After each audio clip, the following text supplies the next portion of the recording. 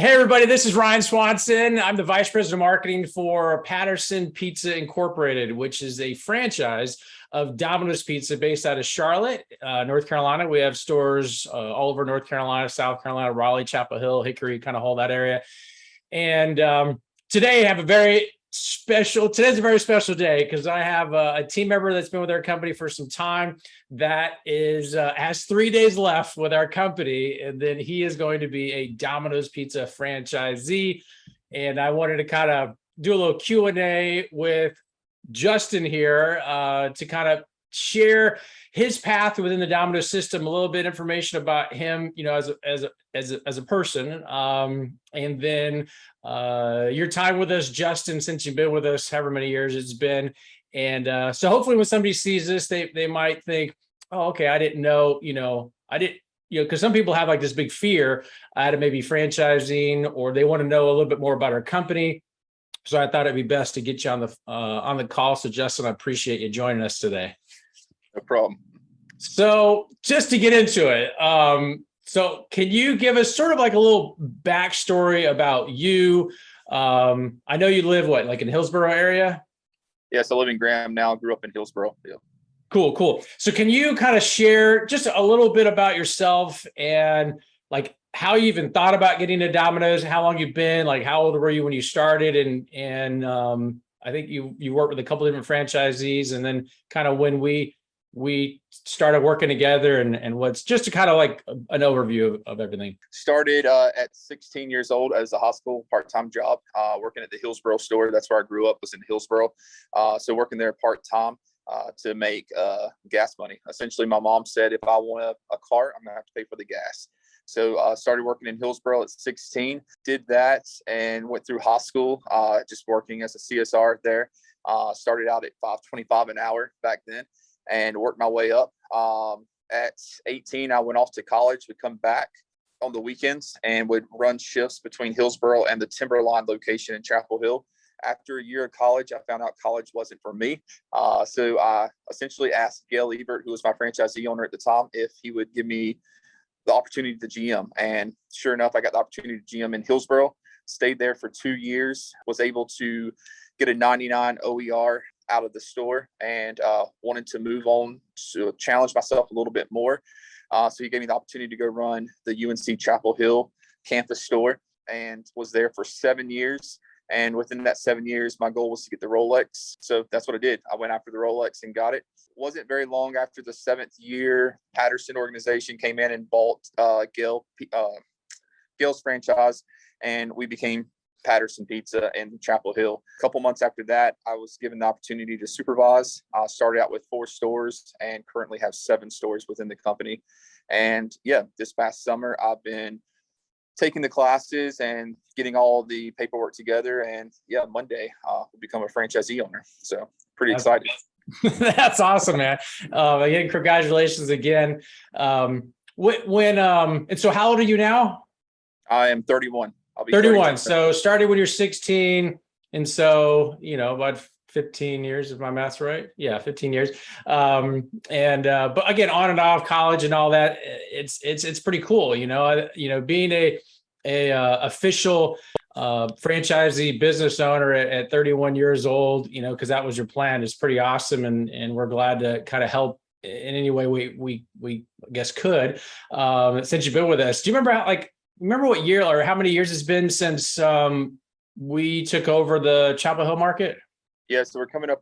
It was 2019 when, or 2018, end of 2018, I believe, is when y'all took over.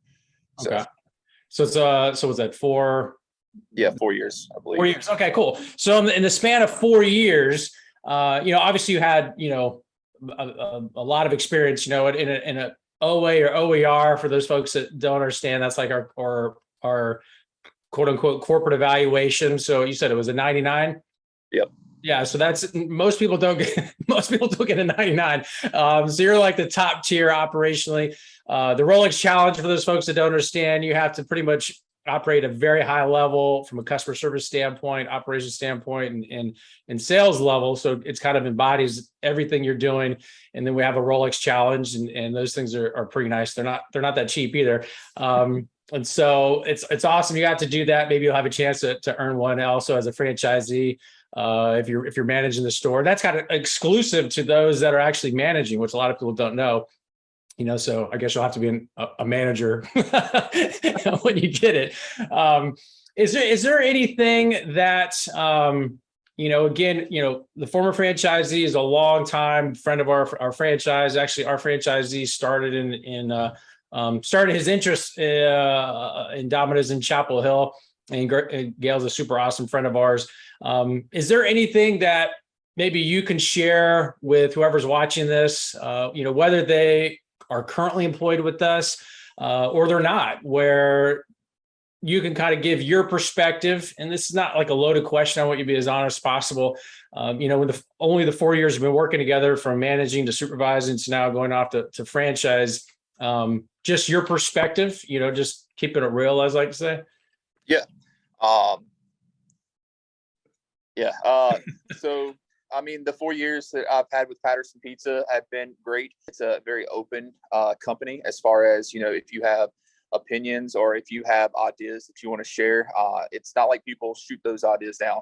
I will say that's the one thing I've loved about being a supervisor for the Patterson organization is I can sit around with some of the brightest ones in the company and just go back and forth with different ideas. And you don't have to worry about, what kind of idea it is. I mean, because your idea gives someone else a different idea kind of situation. I like the fact that we're all just one and we all have the common goal of, moving forward kind of situation.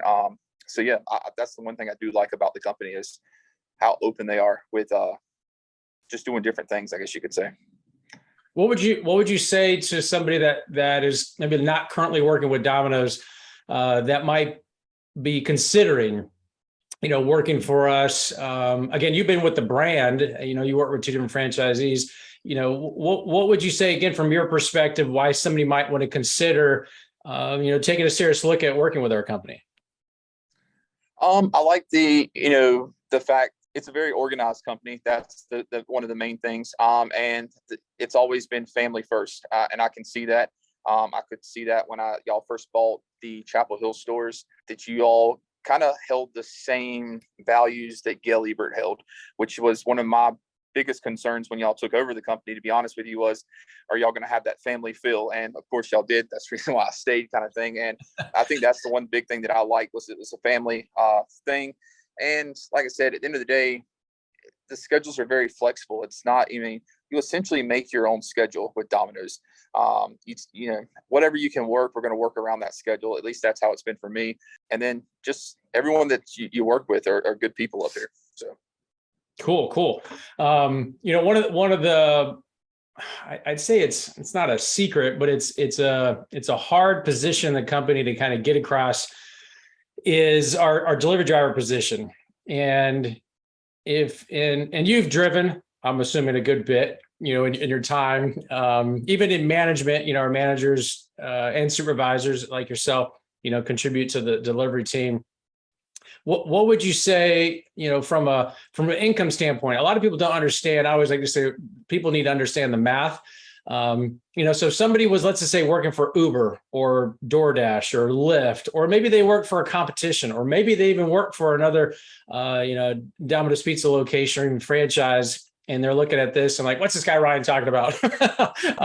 As far as considering us as maybe a part-time or full-time position driving, could you, from your perspective, maybe give sort of a quick breakdown as far as like how delivery drivers like what the job, not necessarily what it entails, but how they make money, from your perspective, because you work with a lot of different stores right now, when people are making the most money, what's like, what could somebody possibly make, how that works out, if you could give sort of like your perspective on that.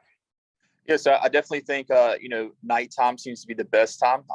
Obviously people want to be at home with their families at night, but that's where people are at home with families, and that's when they're ordering the pizza.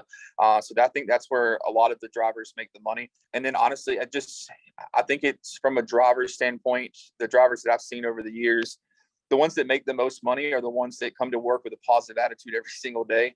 And, they don't come in not liking their job kind of situation. And, a lot of my stores have always kept the atmosphere as a positive atmosphere in the store.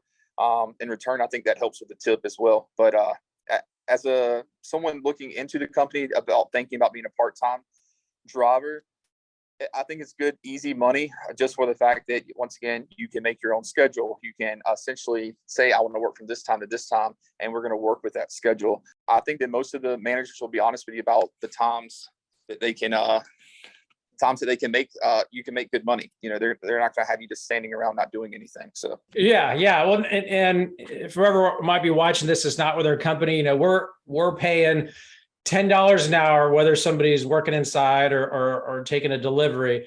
What do you think the average number of, what do you think our drivers on average? And I know you mentioned nighttime, you know, might be a little inflated, but what would you say a driver is going to average as far as number of deliveries per hour these days? I would probably say roughly 4 to 5. I would think it's 4 to 5 deliveries per hour. And what do you think? Again, you have like a whole bunch of stores, but if you were just to average, you know, lunch, dinner, late night, different types of stores, what would you say is a fair average that a driver is going to earn? You know, obviously with a good attitude. You know, they're Right. Nice, friendly folks. You know, what do you think they would average per delivery on average in tips? Per delivery, obviously it varies from location to location, but you know, on average, I would say roughly probably about $4 a tip. I would think, as far as the tip goes, probably $4 to $5. Then again, depends on how big the order is, that kind of thing as well. So Yeah. Okay. Cool. So is it safe to say if somebody's taking, let's just go down, let's lowball it and say if they're taking 4 deliveries an hour, maybe it's safe to say they're going to average $4 per run per delivery. So that's $16. My math's right. So that's $16 in just gratuity each hour, plus $10 an hour. That's $26 an hour. And that's not even accounting for the reimbursement we're paying delivery drivers to fill up their cars with gas. Is that pretty safe to say? yeah, I would definitely say that. Yeah. Cool. You know, so if somebody's watching this, hopefully they understand if they're working at, let's say they're working at a Lyft or an Uber, a DoorDash, or these other companies. You know, the way our company works, and hopefully you can confirm this, is we treat the stores and our managers treat the stores as if they own it. There's a profit sharing, and that's why, you know, we have managers that, you know, we have some managers making over $100,000 a year, and so they don't want to schedule. Again, stop me if I'm off track here, but they don't want to schedule team members like drivers when they don't need them. They're going to schedule when they do need them. And if by chance we're not as busy as expected and there's no quote unquote delivery up, unlike maybe Lyft, Uber, DoorDash, or these other type companies where they're not making a dime, they're just sitting in their car twiddling their thumbs. You know, our team members are still making $10 an hour, and then the runs are on top of that. Is that safe to say? Yeah, for sure. Yeah, I agree with that. Cool.